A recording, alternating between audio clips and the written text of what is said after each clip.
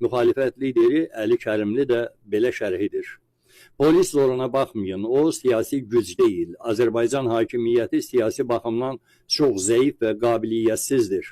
İndiki dövrdə müxalifətin miting və yürüşlərini, azad seçkini, müstəqil mətbuatı özünə təhlükə görən, siyasi rəqibi ilə ədalətli yarışdan çəkinən bir hakimiyyəti necə güclü hakimiyyət saymaq olar?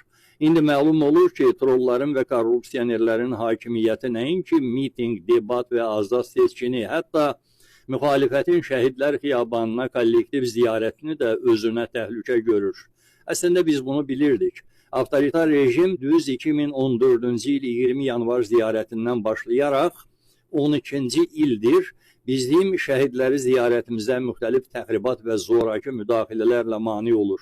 Ancaq bizim 14 sentyabrda Türk şəhidliyini kollektiv ziyarətimizdən sonra rejim qərarı gəlib ki, daha utanmasın, açıq desin ki, artıq minlərlə müxalifətçinin şəhidlər xiyabanını ziyarət etməsini də öz hakimiyyətinə təhlükə görür.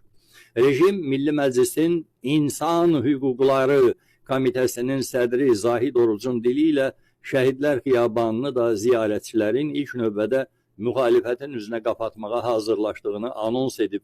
Zahid Oruc Milli Məclisdəki çıxışında deyib, illərdir bir sıra işğal partiyası təmsilçilərinin milli yaddaş məkanlarını siyasi mübarizə meydanına çevirməsi, şəhidlər xiyabanları haqqında xüsusi qanunun qəbulunu zəruri edir.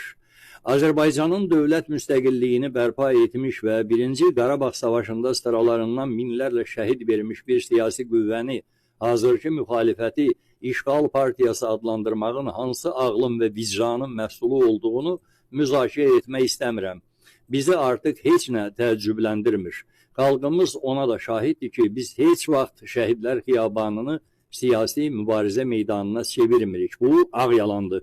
Zor və təxribat törətməklə şəhidlər xiyabanında hər dəfə gərginlik yaradan rejim mənsubları olub.